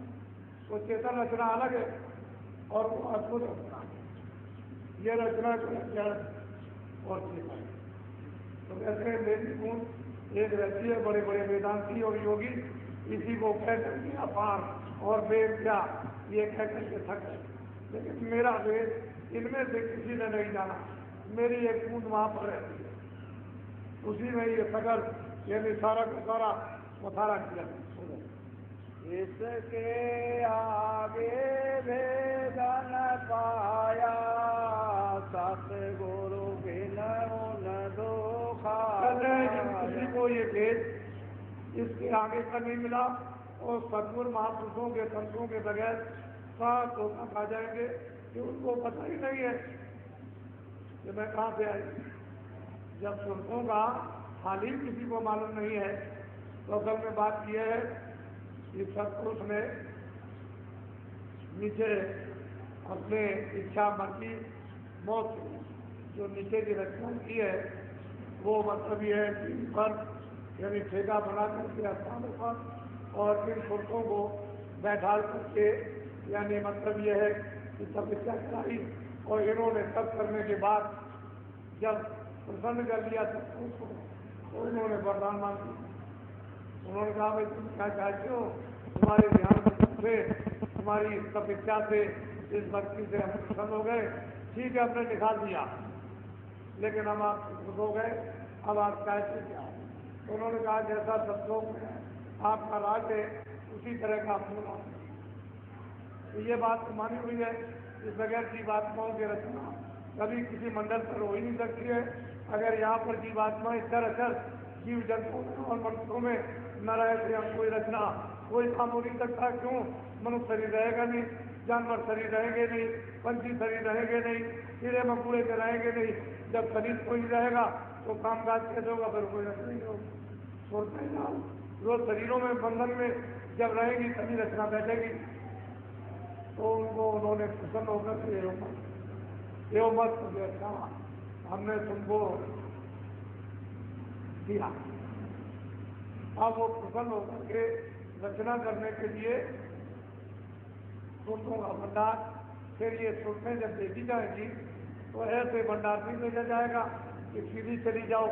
उनके लिए भी कितने युग और कितने कल्प यानी अनगिनत दिन बीत जाएंगे, तब धीरे धीरे उनको नीचे उतारा जाएगा। नहीं एक नीचे आई नहीं सकती, क्योंकि उनमें भी बड़ी शक्ति है, उनमें भी बहुत ताकत है, मामूली शक्ति नहीं है। वो हुक्म से उतरेगी, आदेश से नीचे उतरेगी कि मालिक की सतपुरुष की क्या मर्जी है, क्या इच्छा है, उस मर्जी और मौज को उन्हें कबूल करना पड़ेगा।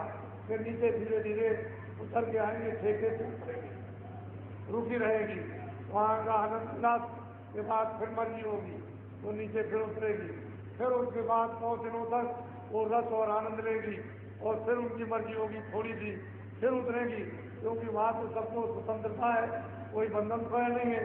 फिर जब नीचे आएंगी, जब ब्रह्म स्थान पर जब आएंगी तो दिल्ली बारी एक कपड़ा जैसा, एक पर्दा जैसा बहुत बारीक होगा, यानी अनुमान को होगा कि कोई कपड़ा है था छाया के रूप में आया। वो तो उस दृष्टि से, ज्ञान दृष्टि से उसका कौन होगा, एक छाया के रूप में प्रकाश में एक पर्दा जैसा फेंका गया। तो वो किस चीज का पर्दा होगा? शब्द, स्पर्श, रूप, रस, इसका एक पर्दा जिस बातों के भंडार पर फेंक दिया। तो ये माना जाता है कारण। फिर वहाँ रुकी रहेगी मुद्दतों तक, कितने युगों तक, कितने कल्पों तक। फिर उनको नीचे फिर वो कपड़ा पैरा करके सब रूप रसगन का तो फिर नीचे उतारा। फिर उनको एक सूच में एक उन्होंने उससे थोड़ा यानी वो एक पर्दा डाला और 9 तत्वों का होगा, शब्द, स्पर्श, रूप, रसगन और मन, बुद्धि और चित्त और अहंकार, ये 9 तत्वों का इसके ऊपर में एक पर्दा पड़ गया। मन तो हो गया, एक पर्दा एक आया तो उस पर्दे में सूक्ष्म शरीर में वो जीवात्माएं फिर बहुत मुद्दत होता कितने सुख और कल गिर गए, फिर वहां रुकी रही और फिर उसके बाद नीचे उतारी। लेकिन आ रही है सब एकदम से शब्द की धार पर, जिस पर ये सब टिके हुए हैं उसी धार से उतारी गई। फिर ये आकर के जब नीचे आई तो माया के लोक में आई, नीचे आई निरंजन धाम में जब आई तो नीचे जो उतारी गई तो एक पर्दा यानी दोनों से एक मोटा यानी फेंका गया 17 तत्वों का, क्या 10 इंद्रिया, चतुर्संताकरण, मन, बुद्धि और चित्त और अहंकार और रजोगुण, इनका एक कपड़ा यानी एक पर्दा फेंक दिया ऊपर, तो ये लिंग शरीर में आ गई। बहुत मुद्दतों तक और युगों तक वहाँ रुकी रही और मतलब सुगंधी का उसमें हार करती रही। फिर उन्होंने उसमें मतलब प्रसाद का हार किया, फिर शब्द का हार किया अपने अपने शरीर में और फिर उसके बाद नीचे उतारा। ये मृत्यु में इसे स्थूल कपड़े जब पृथ्वी अग्निवायु हुआ था, जब इसमें कपड़े में बैठाई गई यानी दोनों आंखों के, तो जन्म से ही उनको वो था, क्योंकि वहां तो कोई गंदगी का पर्दा था नहीं, तो पूरा उनको ज्ञान था उस जन्म लिए तो सच जोगी सब विज्ञानी और कर और ध्यान करे सब प्राणी सब के सब जोगी विज्ञानी बच्चे बच्चियां सब के सब और 1 लाख सज्जों में इन्हीं मनुष्य और आते थे जाते थे आते थे। फिर भी किसी तरह का कोई बंधन यानी नहीं था, कोई पर्दा नहीं था। फौरन मतलब ये स्थूल शरीर छोड़ा, लिंग छोड़ा, सूक्ष्म छोड़ा, कारण छोड़ा और निकलती चली गई और वहां मतलब ये फिर उपास जब देखा ये सब वापिस जाए, तो ये सब जो हमने तपस्या की है, निरंजन भगवान ने सोचा तो ये हमारी बेकार हो जाएगी। जो हमको भंडार मिला है ये सब रूहें और सुरतें वापिस अपने पद में अपने घर में चली जाएंगी, तो फिर तो हमारा ये सब खेल बेकार हो गया। तो इन्होंने फौरन अपनी शक्तियों को ब्रह्मा विष्णु महादेव को पैदा किया और पैदा करने के बाद प्रतिज्ञा का आदेश किया, ये सब करने चले गए। जब समाधि लगाई तो फौरन उनको समाधि में अपनी आकाशवाणी सुनाई थी, अब देखो तुम इसको सुनो और उन विधान बनाओ।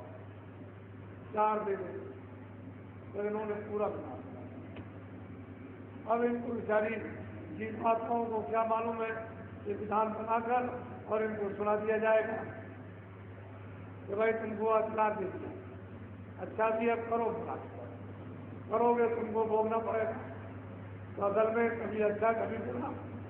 फिर जब आप उसमें भी कितने दुख और कितने कष्ट बीत गए, ऐसे जल्दी अच्छे बुरे में लोग नहीं बचते हैं। वो तो बहुत दुखों के बाद फिर इस अच्छे बुरे कर्मों के बंधन में फिर आए। तो धीरे से 4 खाने चला फिर अच्छे अर्थात नरक, ये सब उन्होंने बनाकर तैयार किए और धीरे धीरे उनको फिर मतलब ये 1 लाख 30 लाख और 30 लाख इस तरह से उनको देने लगे कि अच्छे कर्मों से जो पुण्य कर्म है उनको 1 यानी 30 लाख दे दिया, फिर उनको 1 लाख, फिर उनको 30 लाख, इस तरह से और फिर 14 लाख नीचे धीरे धीरे उतरते। अब वो महापुरुष कहते हैं कि असली तो रचना फिर क्या कहते हैं जरा सुनिया।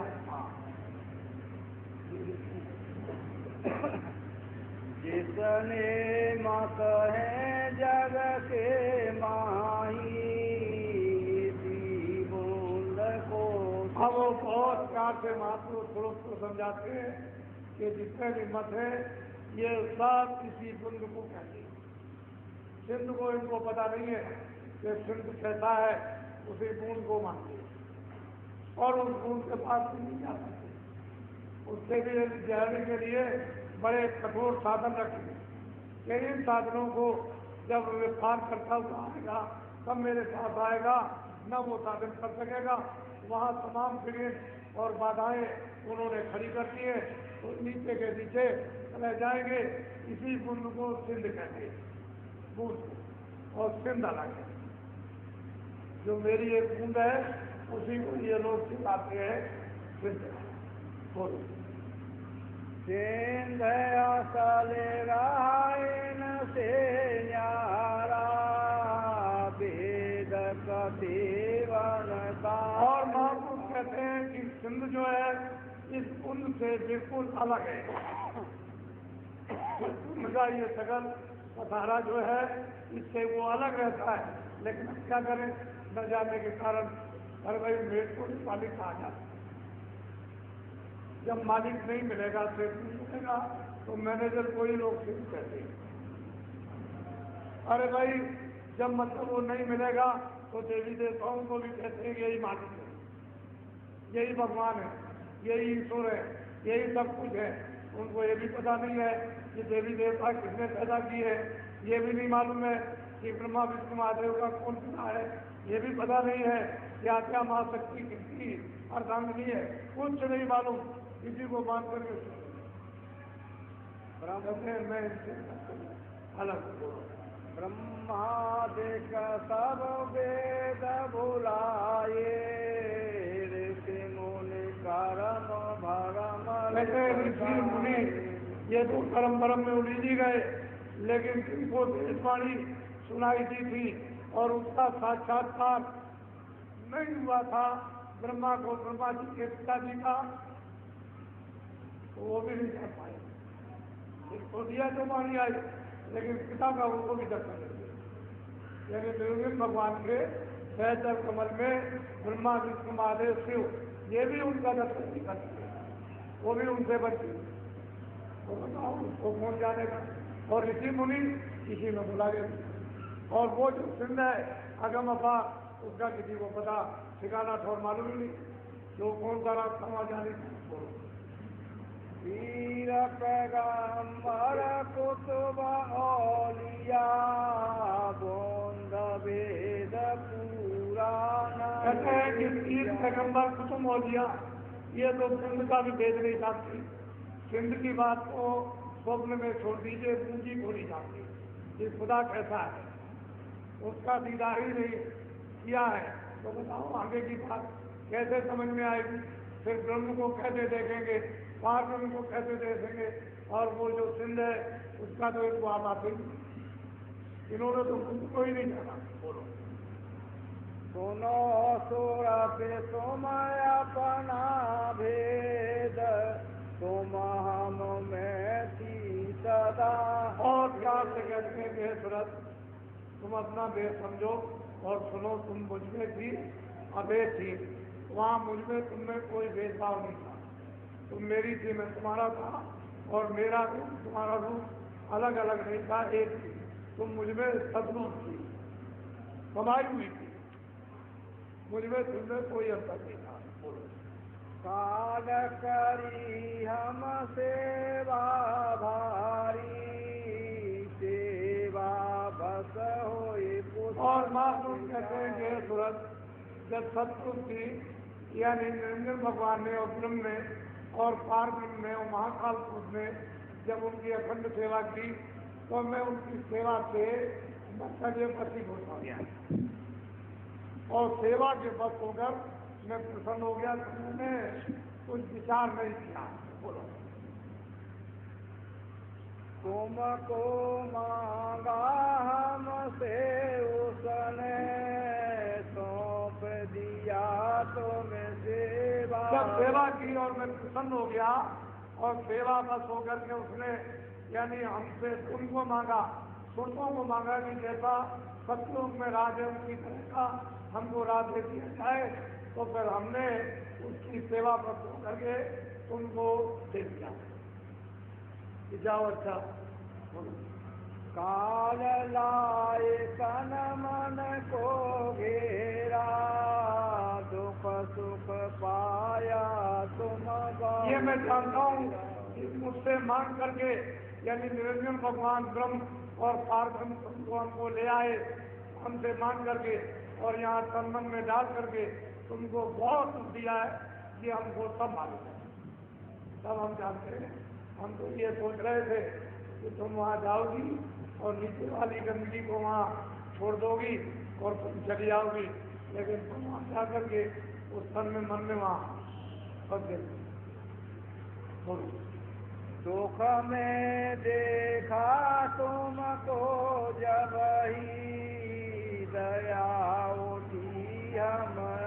और जब हमने तुमको कितने सुख और कितने कष्ट बीत गए, हमने तुमको महान दुख में चिल्लाते हुए जब देखा तो फिर हमको दया की कि चलो अब वहाँ चले, उनको निकाल कर दीजिए। आए किया हम शब्द उपदेशा, शब्द माए तुम यहाँ मैं आया और आकर के जीवों को बताया ये तुम्हारा घर नहीं है, यहाँ तुम्हारे कोई साथी नहीं है, जन्म मरण का स्थान है, मनुष्य किराए का मकान है, इसे खाली करना पड़ेगा, 4 खाने 84 लक्षोनी में जाना है,